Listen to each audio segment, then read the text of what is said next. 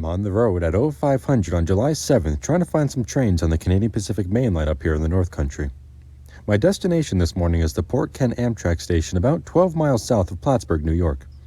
I came out here to try and get a shot of CP 228, daily manifest traffic from the St. Luc Yard in Montreal, Quebec to Saratoga Springs, New York. Over the radio at 7 o'clock, I heard him leaving the Bluff Yard in southern Plattsburgh, so I set up my camera on the east side of the tracks by the platform to get ready for him.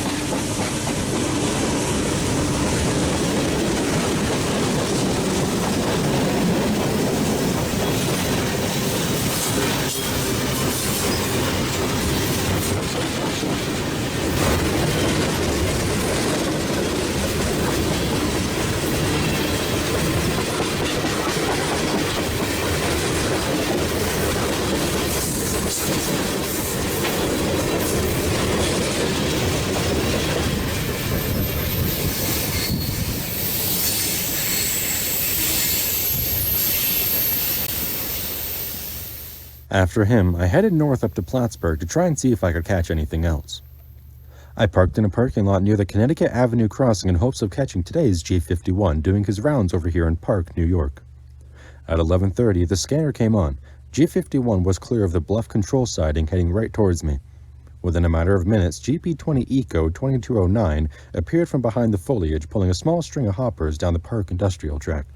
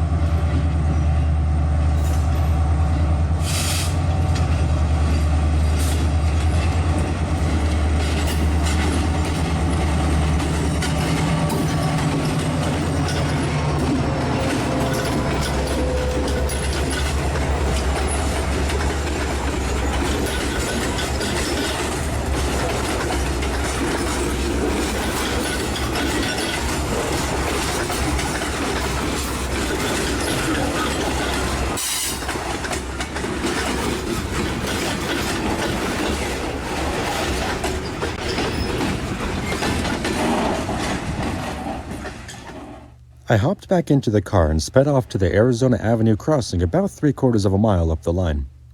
After a few minutes of waiting for him to show up, I started wondering if he was doing some switching over by the Plattsburgh Public Works Department, so I drove towards New York Road only to see 2209 backing into the storage track to tie down for the day.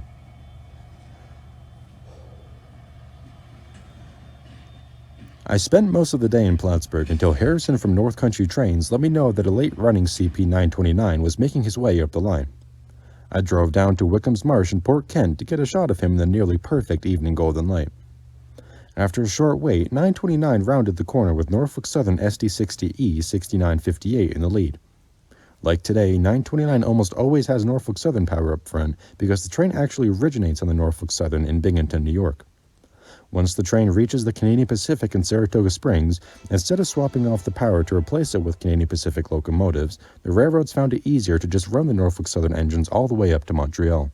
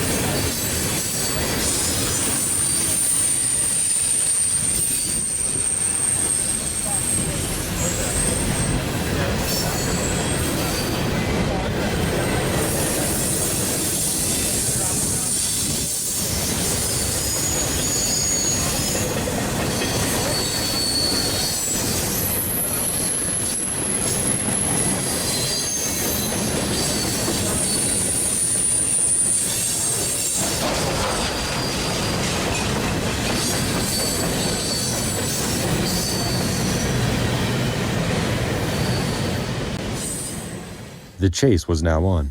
I threw my camera gear into the back seat and started my drive up north to the Leggett Road Railroad crossing in Champlain, New York.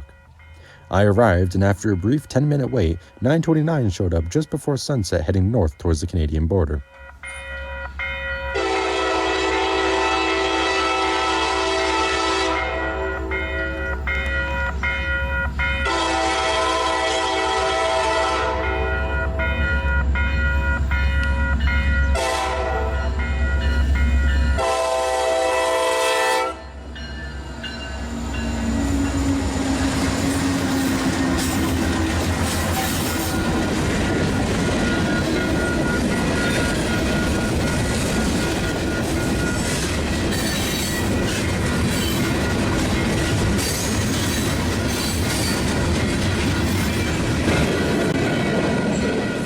After passing Leggett, 929 hooks left entering the Rouse's Point siding. It will sit here until Canadian National brings the train north into Canada with the symbol CN 529 via the Rouse's Point subdivision later tonight.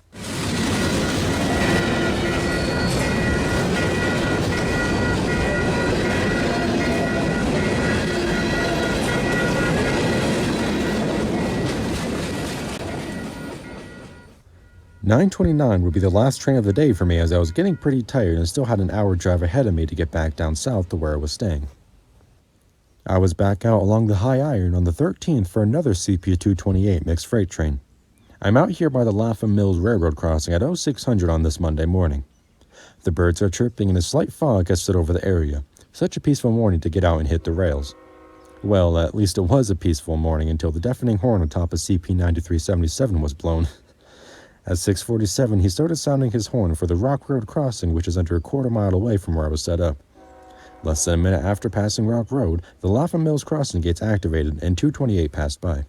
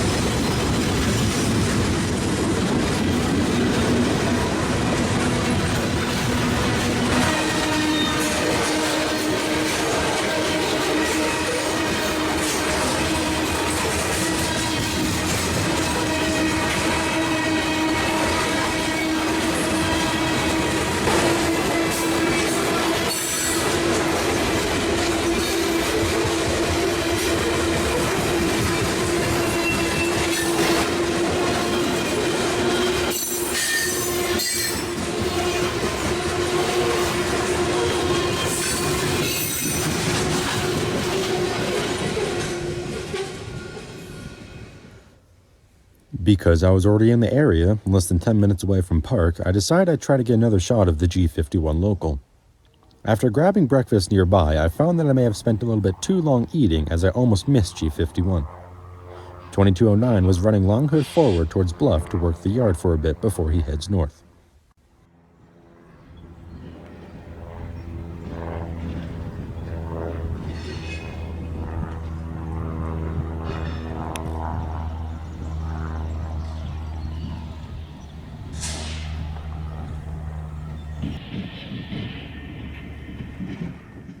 After G51 dove into the trees, I circled around onto the Canadian mainline at the Cliff Haven Railfan parking lot.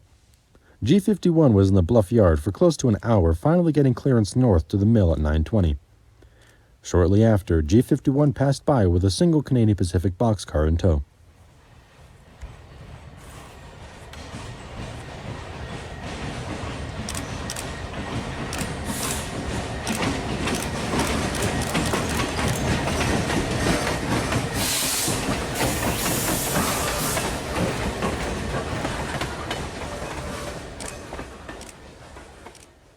My original plan was to follow him around up to the Georgia Pacific Mill in northern Plattsburgh, but after I arrived at the mill, I realized I hadn't stopped recording and my camera's battery had died.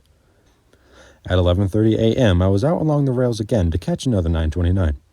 I met up with North Country trains down here at the Port Douglas Road Bridge spanning over the Rockland siding. Today's 929 featured a pretty typical consist with 3 6-axle GEs in the lead.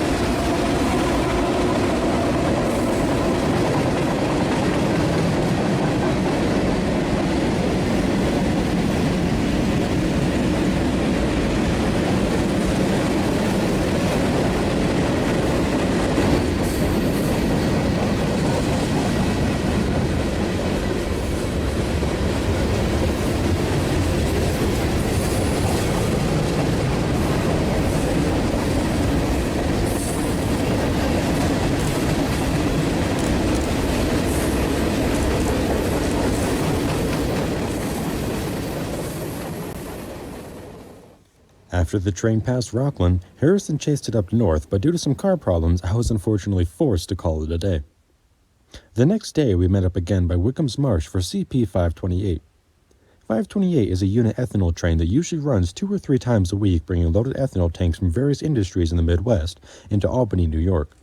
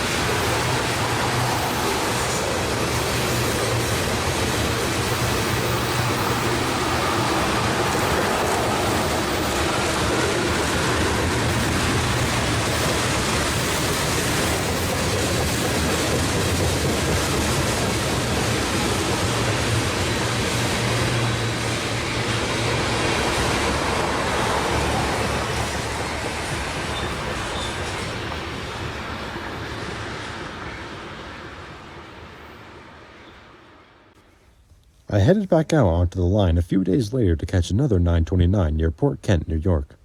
After a brief wait, 929 triggered the Port Kent defect detector just south of me, so I got the camera rolling. Canadian mainline.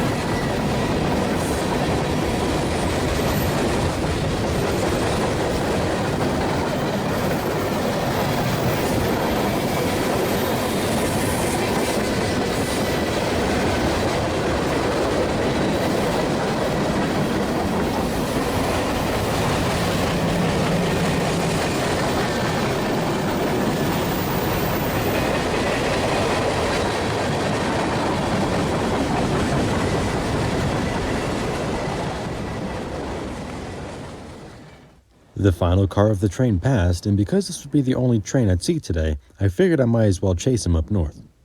I set up in the middle of the vast farm fields of northern New York at the Hayford Road crossing for my second shot of 929.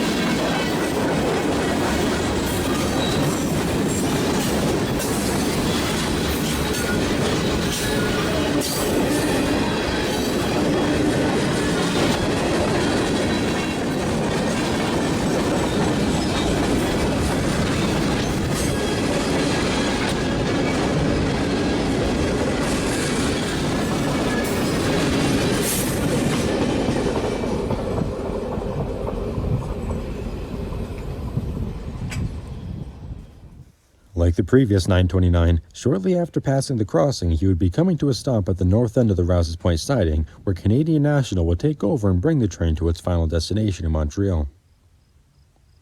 A few weeks later, after a short trip south towards Boston, I was back up in New York along the tracks. For my last train, I was back at Laughing Mills for a CP 528. The main reason I came out today was because CN 3876, one of Canadian National's 100th anniversary locomotives, was at the head end of the train. At 1845, 528 passed by and the chase was on.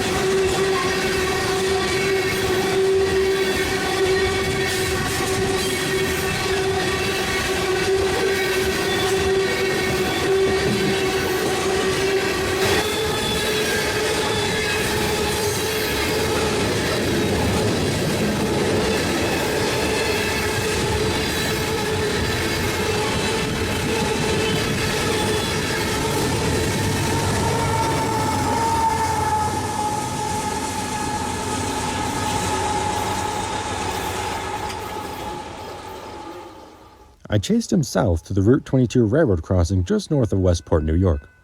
After a short wait, 528 broke the silence of the New York countryside on his way south towards Albany.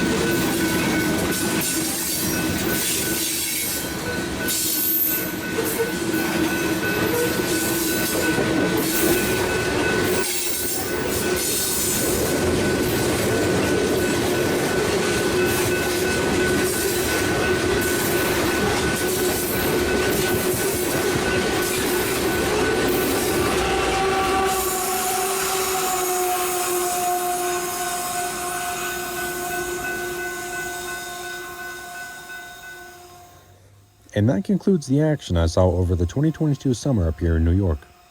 Before ending off the video, I want to give a huge thank you to Harrison from North Country Trains. He provided so much information about the rail action up here, and this video would not have been possible without his help.